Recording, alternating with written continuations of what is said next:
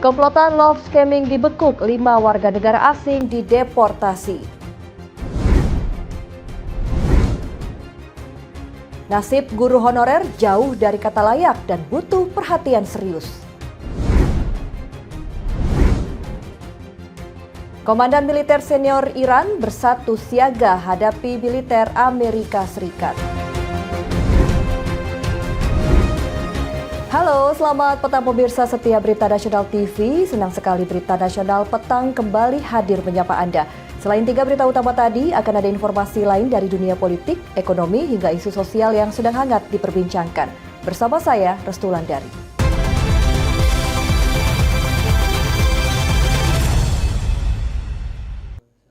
Kita langsung saja ke berita pertama pemirsa. 5 warga negara asing asal Nigeria kabur saat razia petugas imigrasi kelas 1 non-TPI Jakarta Pusat. Mereka nekat bersembunyi di area toren penampungan air apartemen di kawasan Kemayoran Jakarta Pusat. Mereka dibekuk lantaran diduga komplotan jaringan penipuan internasional secara daring melalui love scamming dan expedition scamming. Only three. Ya. Ada lagi kan? Bisa bahasa Indonesia? Bisa bahasa Indonesia nggak? Bisa bahasa Indonesia nggak? Bahasa. Tiga. Sejumlah warga negara asing asal Nigeria ini mencoba melarikan diri saat razia dilakukan petugas imigrasi kelas 1 non-TPI Jakarta Pusat di sebuah apartemen di kawasan Kemayoran pada Selasa malam 27 Januari 2026.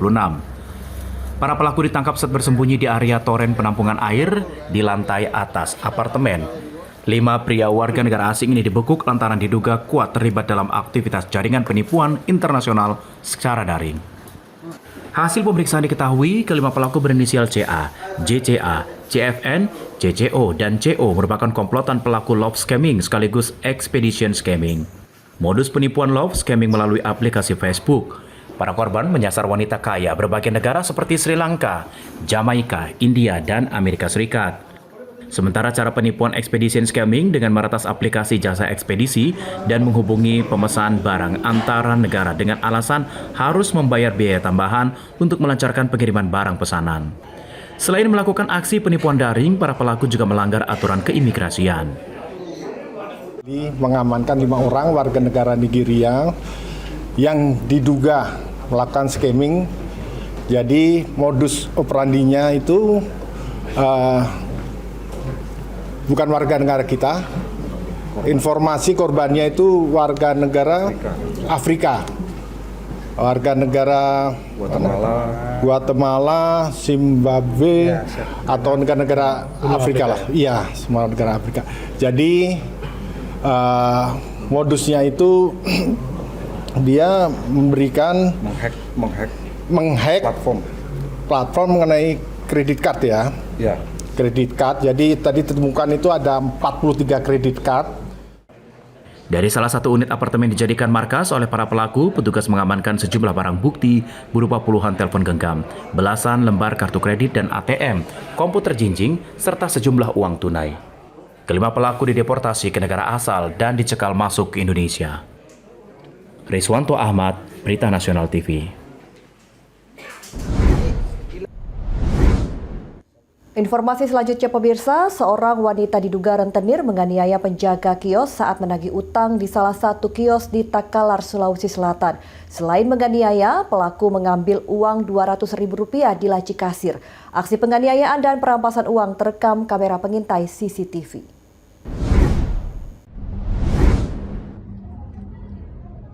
Wow. Ini dia rekaman pengintai CCTV kios menampilkan aksi penganiayaan yang dilakukan seorang wanita selaku rentenir saat menagih utang di kios pedagang jagung di Jalan Poros Takalar, Kecamatan Patalasang, Kabupaten Takalar, Sulawesi Selatan. Pelaku RI menganiaya korban Jumriani. Sejumlah penjaga kios berusaha melerai agar keributan tidak berlanjut. Selain menganiaya penjaga kios, RI juga mengambil paksa uang Rp200.000 di dalam laci kasir. Penganiayaan terhadap penjaga kios ini terjadi pada Jumat siang, pada tanggal 23 Januari 2026, saat pemilik kios tidak berada di kios. Saat itu RI datang menagih, tiba-tiba emosi lantaran korban Jumriani tidak memberikan uang pembayaran. Usai mengalami penganiayaan, korban melaporkan pelaku ke Sentra Pelayanan Kepolisian Terpadu atau SPKT Polres Takalar. Menurut Jumriani, RI langsung emosi mengetahui pemilik kios tidak berada di tempat saat menagih hutang. Dia datang di sini dan cari bosku. Tapi bosku tidak ada, lagi pergi. Iya, jadi di situ langsung diambil uang di laci. Dia dorong Kak di situ. Dia dorong Kak, baru nak kata-katai Kak. Jadi langsung nak tarik rambutku, jilbabku. Dia jambak? Iya, dia jambak Kak, baru dia cakar Kak juga. Di bagian sini, sama di sini dengan di tangan. Lalu ditendang Kak berkali-kali di bagian perut. Sementara itu pemilik kios mengaku tidak pernah menunggak pembayaran bunga yang ditetapkan orang tua pelaku dari total utang 50 juta rupiah. Ambil ceritanya saya pinjam uangnya. Itu tahu dari tahun 2000 kalau saya tidak salah, karena ini sudah lama toh. Awal saya pinjam sama dia itu 50 juta dan kewajiban saya 5 juta per bulan bayar bunga, saya selalu bayar. Jadi beberapa tahun lagi saya dikasih bayar bunga 1 juta per minggu dengan modal 50 juta. Nah, itu berlanjut sampai Oktober 2025. Di sana sering terjadi cekcok karena saya tidak mampu lagi bayar bunga. Kemarin kenapa dia ke sini? Saya tidak tahu, bahwasanya dia mau datang ambil uang di laci itu dan memukul karyawanku, saya tidak tahu. Nah, dia hubungi saya memang, tapi saya di atas motor. Kasus penganiayaan ini kini ditangani unit Satreskrim Polres Takalar. Korban menyerahkan bukti berupa rekaman CCTV ke polisi. Dari Sulawesi Selatan, Tim Liputan Berita Nasional TV.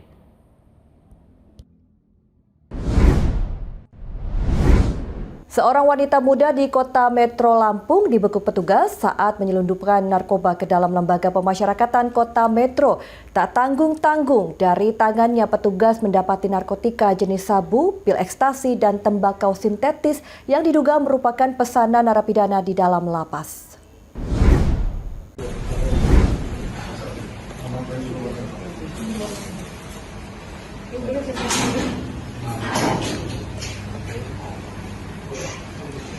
Aksi penyelundupan narkotika ke dalam lapas kelas 2A Kota Metro Lampung berhasil digagalkan petugas permasyarakatan.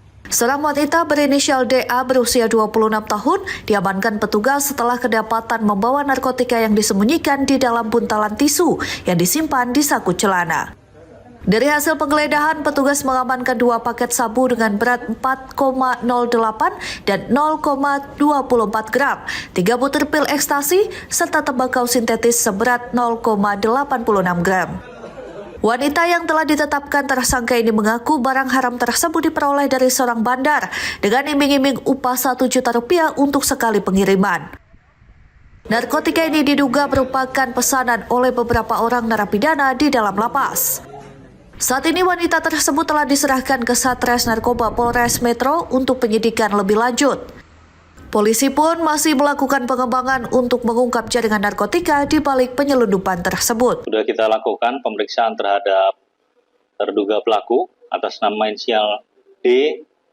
Nah, kemudian di situ merupakan pesanan dari dalam lapas. Jadi D ini mengantarkan pesanan dari dalam lapas. Tapi sebelum sampai sudah dilakukan pengamanan oleh pihak lapas. Barang bukti yang diamankan yang pertama 2 buah plastik klip berukuran sedang dengan berat 4,08. Kemudian yang ukuran kecil 0,24 sabu juga. Kemudian yang sintetis 0,86 untuk inek 3 butir kurang lebih beratnya 1,52. Akibat perbuatannya, tersangka bakal dijerat pasal Undang-Undang Narkotika dengan ancaman pidana penjara maksimal 12 tahun.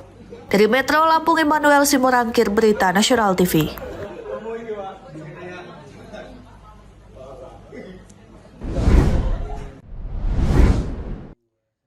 Kita beralih ke informasi lain pemirsa. Wakil Ketua Komisi 10 DPR RI lalu Hadrian Irfani menyebut kesejahteraan guru honorer hingga saat ini masih jauh dari kata layak dan membutuhkan perhatian serius. Lalu mendesak pemerintah segera merumuskan kebijakan khusus guna meningkatkan kesejahteraan guru honorer yang belum terakomodasi dalam skema pegawai pemerintah dengan perjanjian kerja atau P3K. Menurut Lalu, permasalahan guru honorer tidak bisa diselesaikan secara parsial dan memerlukan koordinasi lintas kementerian. Pemerintah terus berupaya menyelesaikan isu penataan tenaga non-ASN, khususnya di sektor pendidikan, melalui mekanisme pegawai pemerintah dengan perjanjian kerja PPPK. Kebijakan terbaru memperkenalkan skema PPPK paruh waktu sebagai jembatan penting untuk memastikan kejelasan status dan perlindungan bagi guru honorer. Wakil Ketua Komisi 10 DPR RI lalu Hadrian Irfani menyebut kesejahteraan guru honorer hingga saat ini masih jauh dari kata layak dan membutuhkan perhatian serius. Pernyataan mengenai kondisi guru honorer saat ini disampaikan Lalu saat ditemui di Kompleks Parlemen Senayan, Jakarta, Selasa 27 Januari 2026. Lebih lanjut, Lalu menyebut saat ini Komisi 10 DPR RI tengah membahas berbagai opsi kebijakan bersama Kementerian Pendidikan Dasar dan Menengah. Pembahasan ini dilakukan guna mencari solusi bagi guru honorer yang belum terangkat menjadi pegawai pemerintah dengan perjanjian kerja. Menurut Lalu, penyelesaian masalah guru honorer harus melibatkan sejumlah kementerian terkait agar kebijakan yang dihasilkan bersifat komprehensif dan berkeadilan. Formulanya sedang kami bahas dengan Mendikbudristek. Kami berharap ada pertemuan lintas menteri. Mendikdasmen, Mendikbudristek, kemudian Menpan, RB, kemudian BKN untuk memformulakan para guru-guru honorer kita hari ini yang tidak terserap di P3K paruh waktu. Lalu juga menyampaikan pandangan Komisi 10 DPR RI terkait standar penghasilan layak bagi guru honorer. Berdasarkan perhitungan Komisi 10, gaji ideal guru honorer seharusnya berada pada kisaran minimal 5 juta rupiah per bulan. Besaran gaji tersebut dinilai dapat direalisasikan apabila pemerintah mengoptimalkan alokasi anggaran pendidikan sesuai amanat konstitusi. Saat ini dari total APBN sekitar 3.500 triliun rupiah, anggaran pendidikan mencapai sekitar 750 triliun rupiah. Menurut Lalu, anggaran pendidikan tersebut merupakan bentuk kelayakan yang wajar, mengingat beban mengajar, tantangan di lapangan, serta kondisi ekonomi nasional yang penuh tidak kepastian. Namun demikian, Lalu menilai besarnya anggaran pendidikan belum memberikan dampak langsung terhadap kesejahteraan guru honorer. Lalu mengungkapkan masih banyak guru honorer yang menerima gaji sangat rendah, bahkan hanya Rp250.000 atau di bawah Rp500.000 per bulan, dengan pembayaran tidak pasti. Ya, kami di Komisi 10 sebenarnya selalu menyuarakan, pertama tentang kesejahteraan guru. Kalau saja anggaran pendidikan kita yang 20% mandatory spending yang ada di konstitusi betul-betul diperuntukkan untuk kepentingan pendidikan, maka gaji guru menurut hitungan Komisi 10 itu minimal 5 juta. Gaji guru, itu gaji guru honorer. Gaji guru honorer yang hari ini mereka harus hidup dengan 250.000 per bulan. Sungguh sangat tidak layak negara yang begitu besar, yang begitu kaya ini menggaji guru dengan angka 250.000. Walaupun statusnya honorer. Meski hidup dalam keterbatasan, Lalu menegaskan para guru honorer tetap menjalankan tugas dan pengabdian mereka dengan penuh komitmen. Menurutnya, status honorer tidak mengurangi peran mereka dalam mendidik dan menyiapkan generasi penerus bangsa. Restu Wulandari, Ade Chandra, Berita Nasional TV.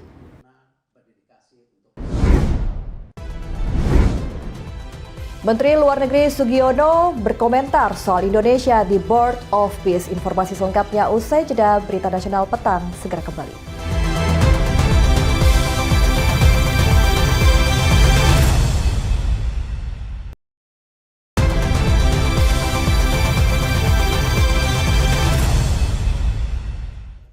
Anda kembali menyaksikan Berita Nasional Petang. Pemirsa, Menteri Luar Negeri Sugiono menegaskan keikutsertaan Indonesia dalam Dewan Perdamaian atau Board of Peace ditujukan untuk mendorong perdamaian di Gaza serta memperjuangkan kemerdekaan Palestina. Senada dengan Menlu, DPR RI juga menyatakan dukungan terhadap langkah Presiden Prabowo Subianto. Selain itu, DPR menegaskan skema keikutsertaan Indonesia dalam pembayaran yuran masih dalam pembahasan pemerintah.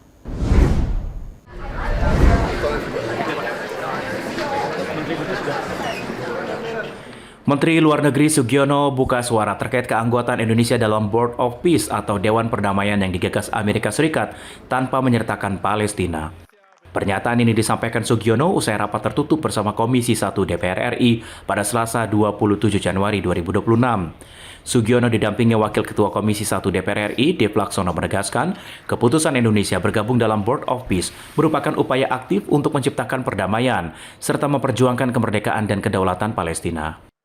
Presiden memutuskan untuk ikut berpartisipasi. Jadi gini, ini bukan membership fee, tapi kalau kita lihat kronologinya bahwa pembentukan Board of Peace ini merupakan suatu upaya untuk bisa menyelesaikan situasi di Gaza pada khususnya dan Palestina, termasuk upaya rekonstruksi.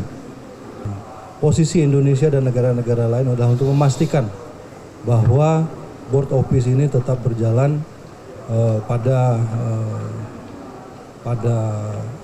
tujuan utamanya, karena Board of Peace ini sendiri lahir dari upaya untuk menciptakan perdamaian di Gaza dan Palestina.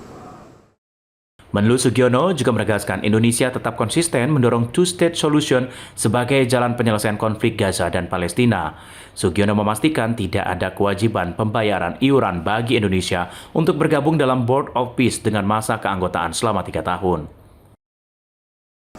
Tidak ada. Itu semua negara yang diundang itu entitled untuk menjadi member selama 3 tahun. Itu bunyi charternya. Jadi kalau misalnya ikut berpartisipasi yang 1 miliar, itu artinya dia permanen. Tentu saja arah kompas kita tetap two-state solution, tapi tentu saja untuk mencapai seperti ini, konflik ini terjadinya sudah lama, puluhan tahun. Oleh karena itu pasti ada langkah-langkah yang sifatnya taktis yang harus kita lakukan, tapi tetap intinya adalah Indonesia menginginkan kemerdekaan dan kedaulatan Palestina. Dalam kesempatan yang sama, Wakil Ketua Komisi 1 DPR RI Dev Laksono menyatakan, Komisi 1 DPR ini mendukung keputusan Presiden Prabowo Subianto untuk bergabung dalam Board of Peace. Mengenai keikutsertaan Indonesia dalam pembayaran iuran perdamaian yang digagas Presiden Amerika Serikat Donald Trump, masih dalam pembahasan lebih lanjut dan berkaitan dengan kesepakatan lain antara Indonesia dan Amerika Serikat. Baik, tadi sudah dijelaskan oleh Pak Menlu tentang skema pembayaran itu bagaimana, akan tapi ini masih ongoing progress dan juga ada kesepakatan-kesepakatan antara Indonesia dengan Amerika Serikat yang masih juga di dalam proses diskusi, sehingga hal ini masih saling berkaitan dan kita serahkan kepada pemerintah untuk merampungkan semua hal tersebut. Meski demikian, Dev meyakini keputusan Presiden Prabowo membawa Indonesia bergabung dalam Dewan Perdamaian merupakan langkah strategis untuk memberikan kontribusi nyata dalam upaya perdamaian dunia. Yakin bahwa ini adalah sebuah gebrakan baru yang diinisiasi oleh Presiden Trump dan dilihat oleh Presiden Prabowo sebagai suatu kesempatan untuk kita bisa memberikan sumbangsi nyata untuk benar-benar melaksanakan perdamaian di dunia. Keikutsertaan Indonesia dalam Board of Peace menjadi sorotan di tengah dinamika konflik Gaza yang belum mereda. Pemerintah menegaskan partisipasi ini akan dimanfaatkan untuk mendorong perdamaian yang adil tanpa menggeser komitmen Indonesia terhadap kemerdekaan dan kedaulatan Palestina. Restu Wulandari, Ade Chandra, Berita Nasional TV.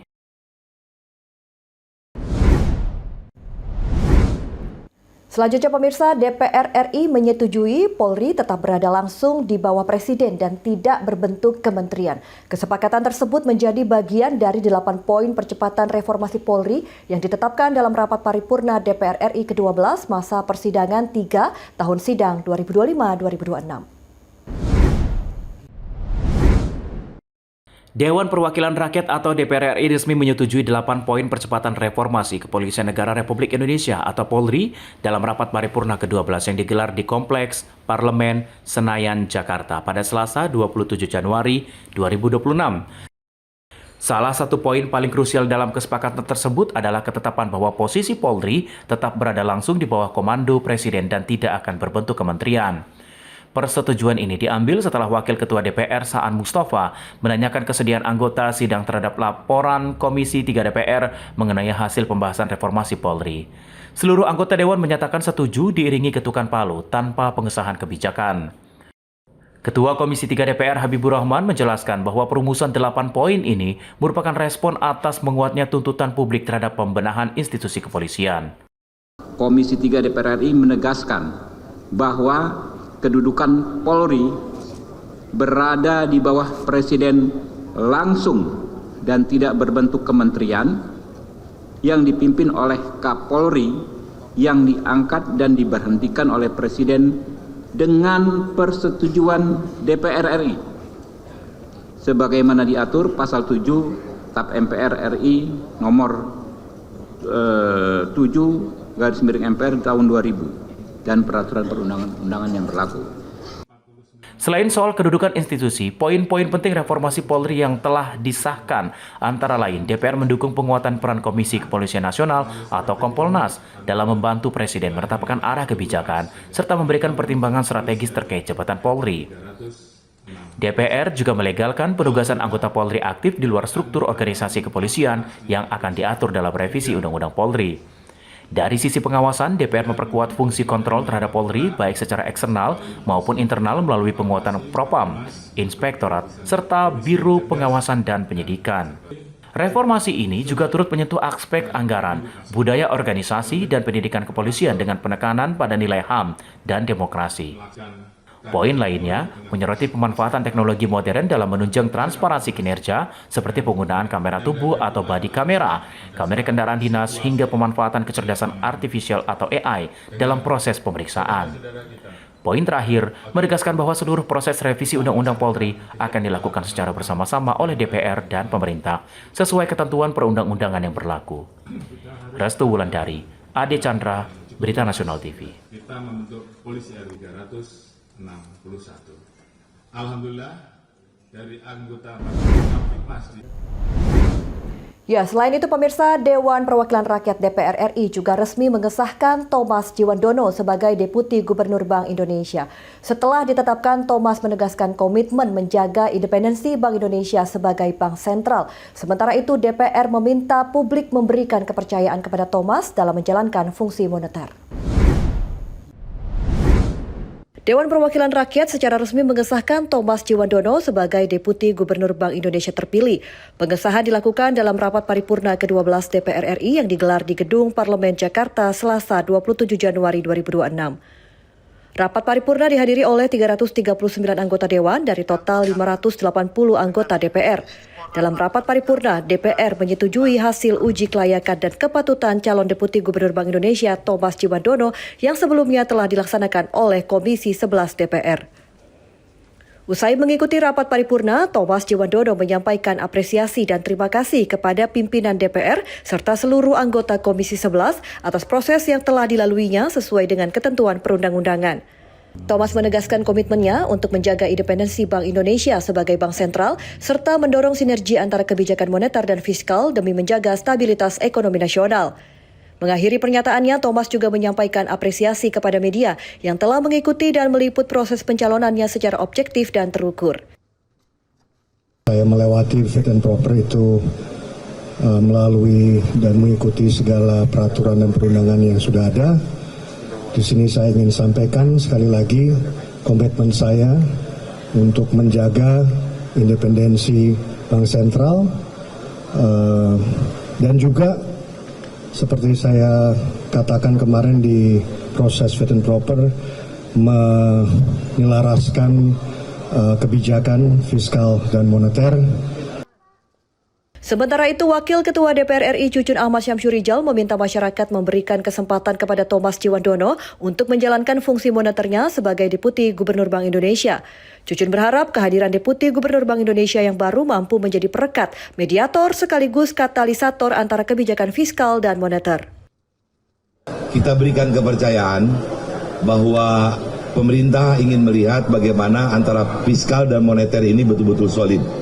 Jadi sosok tadi Deputi Gubernur BI yang baru sudah dikukuhkan ini akan menjadi perekat nanti, akan menjadi mediator, katalisator solidnya antara fiskal dan moneter. Seiring dengan terpilihnya Thomas sebagai Deputi Gubernur Bank Indonesia, posisi Wakil Menteri Keuangan yang ditinggalkan Thomas juga menjadi perhatian. Menanggapi hal itu, Wakil Ketua DPR RI Saan Mustopha pada kesempatan yang sama menegaskan, keputusan terkait pergantian Wamenkyu sepenuhnya merupakan hak prerogatif Presiden. Saan menyebut DPR akan menunggu keputusan dan pengumuman resmi dari Presiden Prabowo Subianto terkait pengisian posisi tersebut. Soal pergantian nanti Wamen ya, karena Pak Thomas menjadi Deputi Gubernur BI, kita nunggu karena itu hak prerogatifnya Presiden dan kita serahkan sepenuhnya kepada Presiden kapan mau dilakukan pergantiannya. Itu juga hak prerogatif Presiden dan jadi kita tunggu saja kapan Presiden mengumumkan untuk pergantian Wamenkyu. Setelah mendapat persetujuan rapat paripurna, Thomas dijadwalkan dilantik sesuai ketentuan perundang-undangan. Sebelumnya, Thomas menjabat sebagai Wakil Menteri Keuangan dan telah menyatakan mengundurkan diri dari jabatan serta keanggotaan partai politik. Komisi 11 DPR menilai Thomas memiliki pemahaman yang relevan dalam penguatan sinergi kebijakan moneter dan fiskal guna mendukung stabilitas serta pertumbuhan ekonomi nasional. Restu Wulandari, Mahendra Dewanata, Ade Chandra, Berita Nasional TV.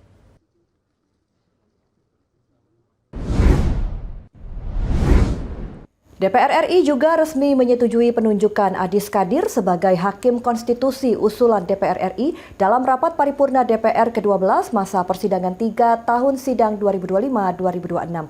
Pimpinan DPR menegaskan pemilihan Adis Kadir telah melalui mekanisme dan ketentuan yang berlaku. DPR juga menilai pengalaman akademik dan rekam jejak di bidang hukum menjadikan Adis Kadir sosok paling memadai untuk mengemban tugas sebagai Hakim Konstitusi. Dewan Perwakilan Rakyat Republik Indonesia secara resmi menyetujui penunjukan Adis Kadir sebagai Hakim Konstitusi Mahkamah Konstitusi yang berasal dari unsur DPR RI. Persetujuan tersebut diberikan dalam rapat paripurna DPR ke-12 masa persidangan 3 tahun sidang 2025-2026 yang dipimpin Wakil Ketua DPR Saan Mustopha Selasa 27 Januari 2026. Dalam forum paripurna, Saan Mustopha membacakan laporan Komisi 3 DPR sekaligus meminta persetujuan anggota Dewan atas perubahan usulan calon hakim MK dari DPR. Dengan keputusan tersebut, DPR sekaligus mencabut keputusan sebelumnya yang sempat menyetujui nama lain sebagai calon hakim MK. Wakil Ketua DPR Saan Mustopha dalam konferensi pers usai rapat paripurna memberikan penjelasan terkait keputusan DPR mengganti Innocentius Samsul sebagai Hakim Konstitusi usulan DPR RI dan menetapkan Adis Kadir sebagai penggantinya. Keputusan tersebut sebelumnya menimbulkan pertanyaan publik mengingat Innocentius Samsul sempat ditetapkan dalam rapat paripurna DPR. Menurut Saan, proses pencalonan Adis Kadir sebagai Hakim Konstitusi telah berjalan sesuai dengan mekanisme dan ketentuan yang berlaku di DPR, khususnya melalui Komisi 3 DPR RI. Terkait dengan pencalonan Pak Adis ya menjadi Hakim Konstitusi, itu memang sudah berproses di Komisi 3. Sudah berproses di Komisi 3 dan mekanisme terkait dengan pencalonan di Komisi 3 juga sudah berjalan, dilakukan fit and proper test dan juga memang sudah ditetapkan. Jadi memang sudah menjalani semua mekanisme yang sesuai dengan ketentuan yang berlaku. Terkait nasib Innocentius Samsul yang sebelumnya telah disetujui dalam paripurna DPR, Saan menegaskan bahwa yang bersangkutan tidak diberhentikan tanpa kejelasan, melainkan mendapatkan penugasan lain. Sementara itu, menanggapi kekhawatiran publik soal potensi politisasi dan integritas Hakim Konstitusi yang berasal dari usulan DPR atau partai politik, Saan Mustopha menyebut kekhawatiran tersebut sebagai hal yang wajar mengingat adanya pengalaman buruk di masa lalu. Namun, Saan menekankan bahwa pengalaman tersebut justru menjadi pembelajaran penting bagi DPR dalam menetapkan Hakim Konstitusi ke depan. Menurut saya wajar karena memang ada dua pengalaman ya sebelumnya, tapi pengalaman dari 2 kali kejadian kasus di MK, saya yakin ini akan menjadi proses pembelajaran dan kita akan ambil hikmahnya dari 2 kejadian itu sehingga yang kita tetapkan hari ini insya Allah akan menjaga kredibilitasnya, menjaga integritasnya dan akan mengedepankan profesionalismenya sebagai Hakim Konstitusi. Menurut Saan, kombinasi antara pengalaman akademik dan rekam jejak di bidang hukum menjadikan Adis Kadir sosok yang dinilai paling memadai untuk mengemban tugas sebagai Hakim Konstitusi. Pak Adis profesor hukum, doktor hukum dan memang menjalani di bidang akademiknya itu memang di hukum dan di DPR juga di Komisi 3. Jadi pimpinan dari mulai masuk sudah menjadi anggota Komisi 3 dan pimpinan Komisi 3. Dari sisi pengalaman, track record, akademik, saya yakin Pak Adis sangat memadai untuk menjadi hakim konstitusi. Dengan pengalaman di legislatif dan rekam jejak akademik di bidang hukum, pimpinan DPR yakin Adis Kadir akan menjalankan amanah dengan baik dan tidak menyimpang dari tugas pokok serta fungsi sebagai hakim konstitusi. Restu Wulandari, Ade Chandra, Mahendra Dewananta, Berita Nasional TV. Wakil Presiden Gibran Rakabuming hadiri prosesi Tinggalan Jumenengan. Informasi selengkapnya usai jeda. Berita Nasional Petang segera kembali.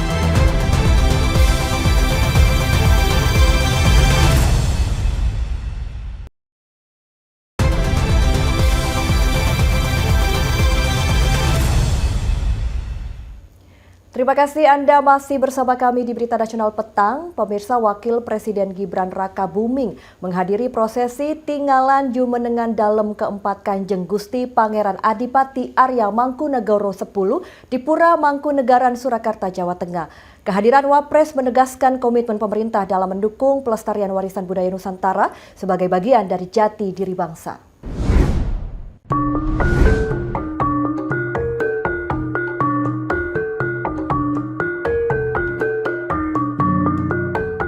Wakil Presiden Gibran Rakabuming menghadiri prosesi Tinggalan Jumenengan Dalem keempat Kanjeng Gusti Pangeran Adipati Arya Mangkunegoro 10 yang digelar di Pura Mangkunegaran, Surakarta, Jawa Tengah, Selasa 27 Januari 2026. Kehadiran Wapres menjadi bentuk penghormatan sekaligus dukungan pemerintah terhadap keberlanjutan warisan budaya Nusantara. Kehadiran Wapres dalam agenda kebudayaan ini sejalan dengan komitmen Presiden Prabowo Subianto dalam memperkuat kebudayaan sebagai bagian dari jati diri bangsa. Wapres Gibran menilai tradisi Tinggalan Jumenengan Mangkunegaran mencerminkan upaya pelestarian budaya yang adaptif, terbuka, dan mampu menjembatani nilai tradisi dengan dinamika masyarakat modern. Tiba di lokasi, Wapres didampingi sang istri Selvi Gibran Rakabuming disambut oleh Ketua Panitia Tinggalan Jumenengan dan sejumlah tokoh daerah. Rangkaian acara diawali dengan kirap prajurit atau Royal Defile, dilanjutkan penampilan tarian sakral bedaya Anglir Medung yang diiringi kelenengan gamelan, serta persembahan artistik dari seniman dan akademisi seni. Pelaksanaan Tinggalan Jumenengan tahun ini menegaskan posisi Mangkunegaran sebagai pusat kebudayaan yang selaras dengan perkembangan zaman. Semangat inklusivitas terlihat dari keterlibatan ratusan peserta kirap dan rangkaian acara pendukung yang melibatkan pelajar, komunitas budaya, hingga warga di sekitar Pura Mangkunegaran. Tim Liputan Berita Nasional TV.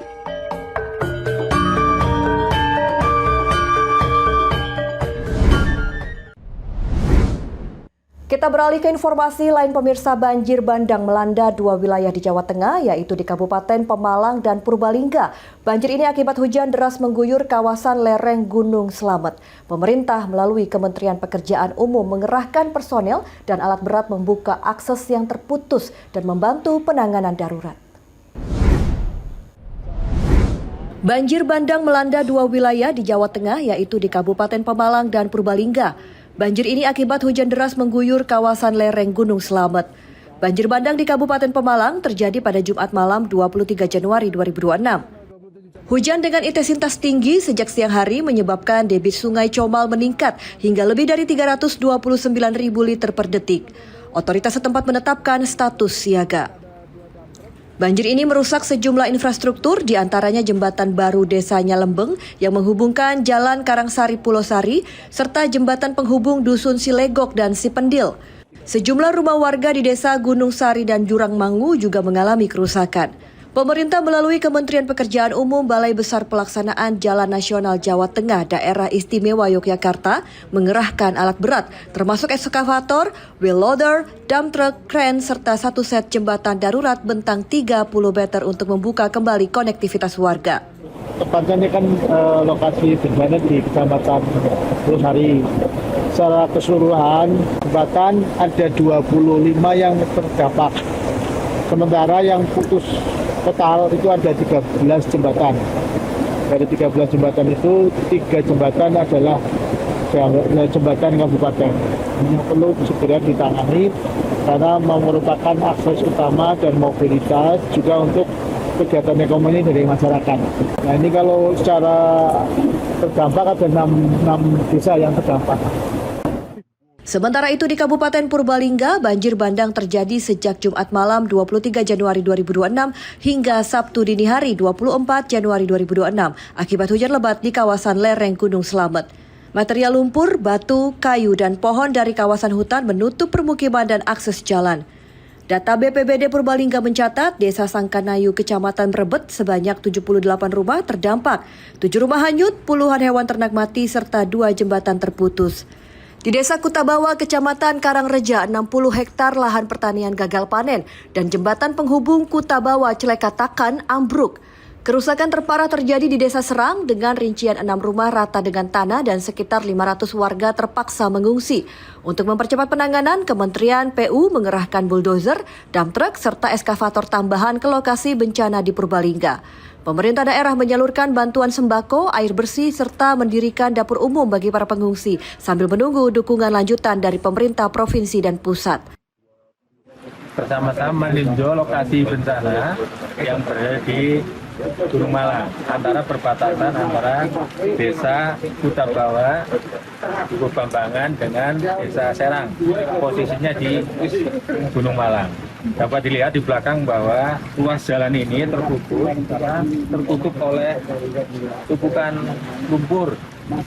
Ya, mungkin sekitar 20-30 meter dengan ketebalan sampai dengan yang tertinggi sekitar 4 meter. Dalam ini Kabupaten Purbalingga membutuhkan dukungan dari Kementerian PU khususnya ini pertama untuk kembali mengakses jalan yang terputus ini untuk mendistribusikan bantuan. Di atas ini ada aliran sungai. Harapan saya ini dapat bantuan alat-alat yang untuk membuka ke arah menyambung ke ruas jalan yang terputus, kemudian kaki kembali membuka alur sungai, menormalisasi sungai, dikembalikan ke asalnya. Hingga Rabu 28 Januari 2026, proses pembersihan material dan pembukaan akses jalan masih berlangsung. Warga diminta selalu waspada terhadap potensi hujan susulan di wilayah rawan bencana kedua wilayah tersebut. Tim Liputan Berita Nasional TV.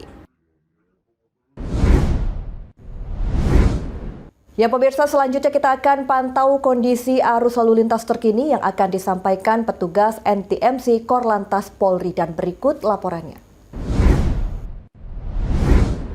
Ya baik, selamat sore pemirsa. Memasuki jam pulang perkantoran, kami dari NTMC Polri akan mengupdate informasi kondisi arus lalu lintas terkini di beberapa titik rawan kepadatan yang langsung kami pantau melalui CCTV NTMC Polri. Yang pertama kita lihat kondisi arus lalu lintas di kawasan exit tol Bekasi Barat. Untuk kendaraan pada sore hari ini nampak cukup ramai dari berbagai arahnya, terutama untuk kendaraan yang keluar dari gerbang tol Bekasi Barat yang akan menuju ke arah Pekayon, Kalimalang, dan juga Jalan Ahmad Yani dalam keadaan cukup ramai dan juga cenderung tersendat dikarenakan cukup banyak truk muatan barang yang melintasi kawasan tersebut, agar para pengendara dapat tetap menjaga jarak aman kendaraan Anda dengan kendaraan lainnya. Sementara sama halnya untuk lalu lintas dari Pekayon yang akan menuju ke arah Kalimalang, Jalan Ahmad Yani, dan yang akan memasuki gerbang tol Bekasi Barat juga dalam keadaan cukup ramai dan juga cenderung padat. Terdapat perlambatan kecepatan menjelang traffic light, namun selepasnya kendaraan dapat kembali lancar. Tetap diimbau agar dapat tetap menjaga batas kecepatan maksimal kendaraan Anda, mengingat juga terdapat pusat perbelanjaan di mana banyaknya juga kendaraan keluar masuk yang perlu diantisipasi. Selanjutnya kita keluar dari ibu kota Jakarta untuk melihat kondisi arus lalu lintas di kawasan Puncak kilometer 81 Bogor, Jawa Barat. Untuk kendaraan di kedua arahnya nampak dalam relatif lancar, baik untuk kendaraan dari arah Jakarta yang akan menuju ke arah Puncak ataupun Cianjur, maupun sebaliknya dalam keadaan kondusif normal. Yang perlu diantisipasi yaitu curah hujan di kawasan tersebut cukup tinggi yang menyebabkan jalanan yang juga cukup licin, agar para pengendara dapat tetap berhati-hati serta menjaga jarak aman kendaraan Anda dengan kendaraan lainnya. Selanjutnya kita beralih untuk melihat kondisi arus lalu lintas di kawasan Comal Pemalang, Jawa Tengah. Untuk kendaraan dari arah Tegal atau Semarang yang akan menuju ke arah Jakarta maupun sebaliknya dalam keadaan kondusif normal juga, dan juga yang perlu diantisipasi curah hujan di kawasan tersebut hingga saat ini juga cukup tinggi agar para pengendara dapat tetap berhati-hati serta dapat tetap berhenti di belakang garis stop, mengingat di sana juga terdapat hak para pengguna jalan. Selain itu juga terdapat truk muatan barang yang kerap kali melintasi kawasan tersebut. Dan yang terakhir kita lihat kondisi arus lalu lintas di kawasan Simpang Japanan Porong, Sidoarjo, Jawa Timur. Untuk kendaraan dari arah Surabaya yang akan menuju ke arah Malang maupun menuju ke arah Mojokerto masih mengalami peningkatan volume arus kendaraan yang memang didominasi oleh kendaraan pribadi. Selain itu juga selain adanya persimpangan dan juga titik pertemuan arus kendaraan, truk muatan barang yang kerap kali melintas juga menyebabkan perlambatan kecepatan di jalur tersebut. Agar para pengendara dapat tetap mengikuti arahan petugas kami yang berada di lapangan. Untuk arah sebaliknya dalam keadaan cukup normal pada sore hari ini. Ya baik pemirsa, menurut informasi dari BMKG untuk kawasan Jabodetabek pada sore hingga malam hari nanti masih akan berpotensi turun hujan dengan intensitas beragam. Kami himbau kepada seluruh pengendara, terutama pengendara sepeda motor, agar dapat tetap berhati-hati serta menjaga jarak aman, menjaga batas kecepatan maksimal, serta di saat hujan turun tidak berteduh di bawah flyover maupun underpass karena hal tersebut kerap kali menyebabkan kemacetan lalu lintas. Untuk informasi selengkapnya silakan hubungi call center kami di nomor 1500669 dan juga melalui SMS Center di 9119. Stop pelanggaran, stop kecelakaan, keselamatan milik kita bersama. Demikian informasi yang dapat disampaikan langsung dari studio NTMC Polri. Semoga bermanfaat, selamat beraktivitas, dan salam presisi. Iran siaga perang. Informasi selengkapnya usai jeda. Berita Nasional Petang segera kembali.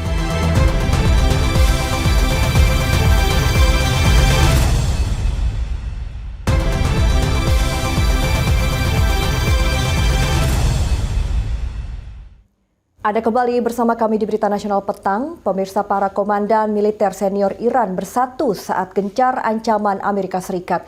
Mereka menegaskan penting persatuan di antara angkatan bersenjata dan menyatakan kesiapan mempertahankan negara hingga titik darah penghabisan di tengah ancaman potensi serangan Amerika Serikat. Para komandan militer senior Iran bersatu di tengah ancaman potensi serangan Amerika Serikat.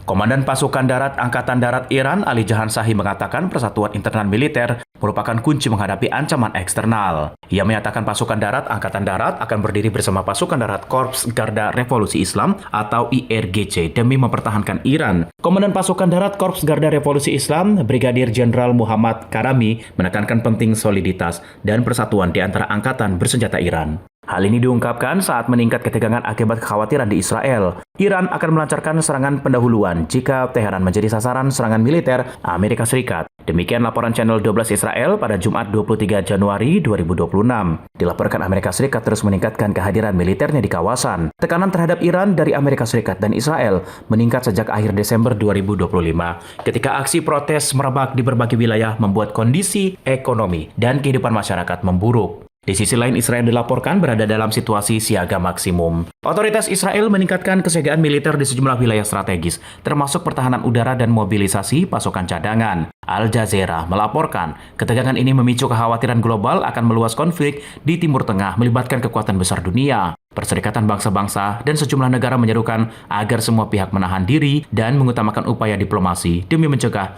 eskalasi perang terbuka. Ya, masih informasi dari mancanegara pemirsa, ledakan dan kebakaran besar mengguncang pabrik biskuit Violanta di Trikala, Yunani. Insiden ini menyebabkan kekacauan dan kerusakan parah di seluruh area pabrik. Akibat kebakaran, 3 pekerja tewas, 2 hilang dan sejumlah orang terluka, termasuk seorang pemadam kebakaran.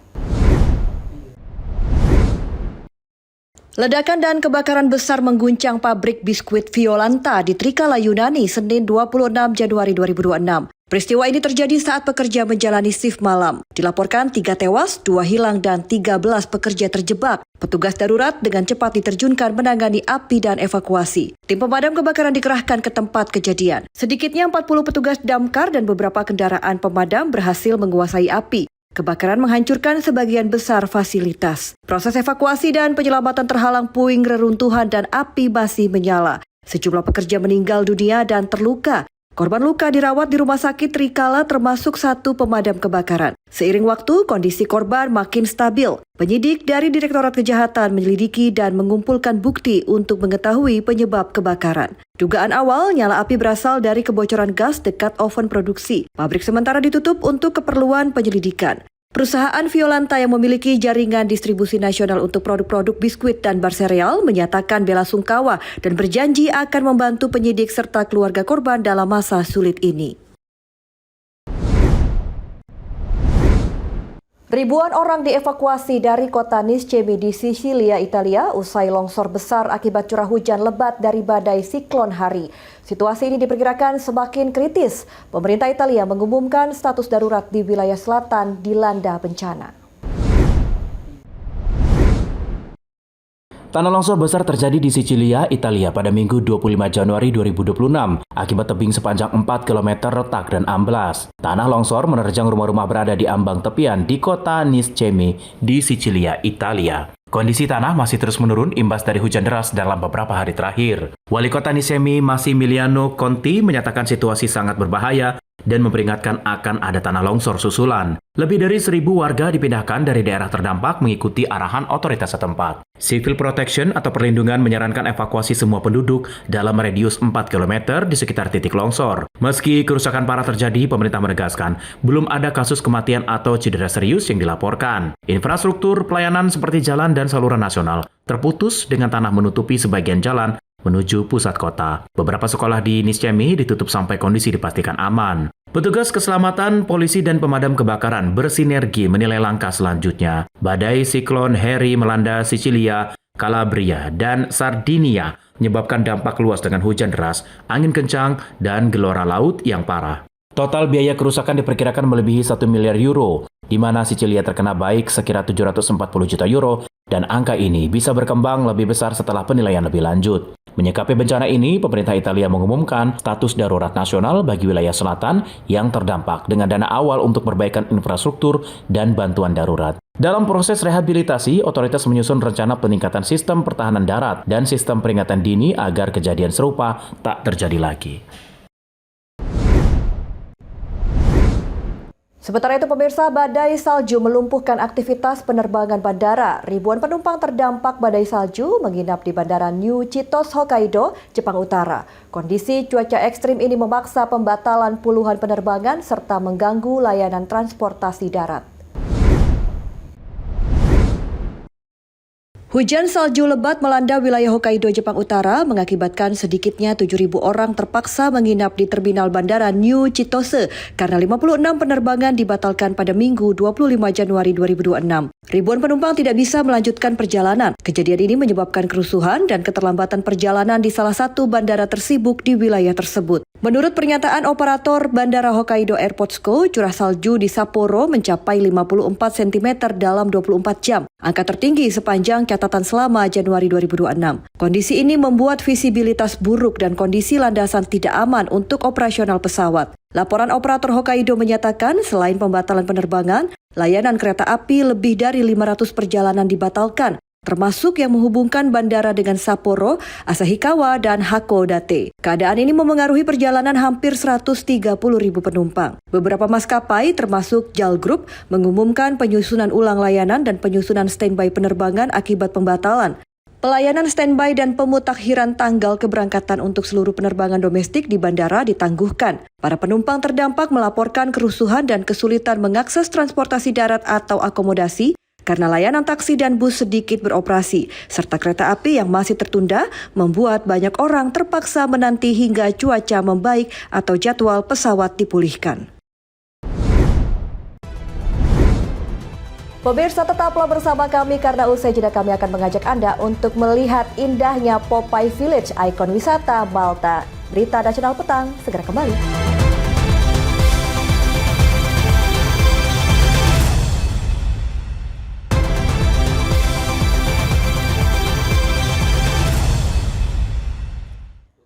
Anda kembali menyaksikan Berita Nasional Petang. Pemirsa, Malta merupakan negara berada di tengah Laut Mediterania, sebuah negara kecil dengan sejarah ribuan tahun.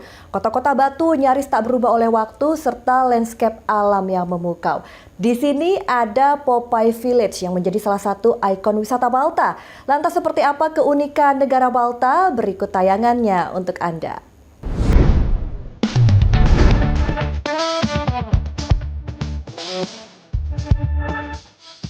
Selamat datang di Malta. Malta adalah negara kepulauan kecil di Eropa Selatan, terletak di jantung Laut Mediterania. Meski luasnya hanya sekitar 300 km persegi, Malta menyimpan sejarah lebih dari 8.000 tahun. Letaknya yang strategis membuat Malta pernah dikuasai berbagai peradaban, mulai dari Fenisia, Romawi, Arab hingga kesatria Ordo Saint John dan Inggris. Warisan sejarah itulah yang kini menjadikan Malta salah satu destinasi budaya paling unik di Eropa.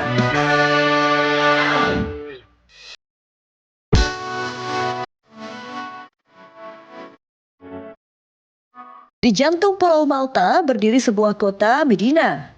Kota bertembok yang dijuluki The Silent City.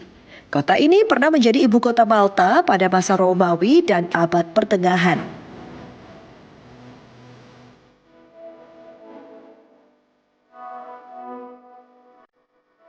Jalan-jalan sempit berbatu, bangunan batu kapur berusia ratusan tahun, serta suasana tenang membuat Medina seolah membawa pengunjung kembali ke masa lalu. Hingga kini, kendaraan bermotor dibatasi masuk ke kawasan ini untuk menjaga ketenangan dan keaslian kota yang masih dihuni beberapa keluarga bangsawan Malta. Di sebelah utara Malta terdapat Popeye Village, desa kayu warna-warni yang awalnya dibangun sebagai lokasi syuting film Popeye pada tahun 1980. Setelah film selesai, lokasi ini tidak dibongkar, melainkan diubah menjadi taman wisata keluarga. Kini, Popeye Village menjadi salah satu ikon wisata Malta, lengkap dengan pertunjukan karakter, museum film, serta pemandangan teluk berair biru jernih di Anchor Bay. Tempat ini menjadi bukti bagaimana industri kreatif dapat menghidupkan kembali sebuah lokasi menjadi destinasi wisata berkelanjutan.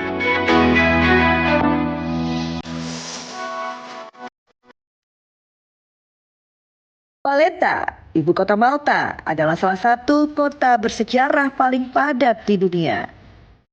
Kota ini dibangun pada abad ke-16 oleh kesatria Ordo Saint John dan kini tercatat sebagai situs warisan dunia UNESCO.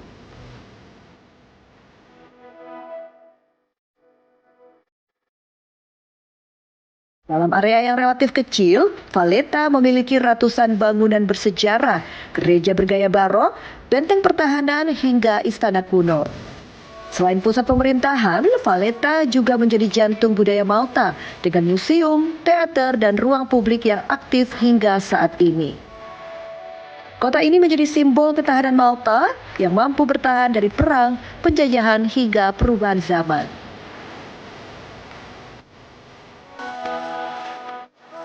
Dari kota sunyi Medina, desa film Popeye Village, hingga Valletta yang megah, Malta menawarkan perpaduan sejarah, budaya, dan alam dalam satu negara kecil.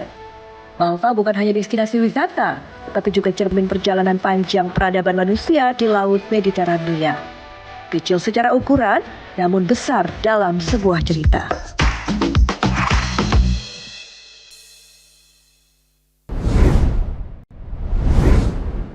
Selanjutnya pemirsa, developer Amerika Serikat menciptakan aplikasi media sosial khusus pemancing. Aplikasi ini mampu mengidentifikasi jenis ikan dari foto tangkapan, manfaatkan kecerdasan buatan dan komunitas digital global. Seorang developer aplikasi asal San Diego, Amerika Serikat mengembangkan aplikasi media sosial khusus bagi para pemancing.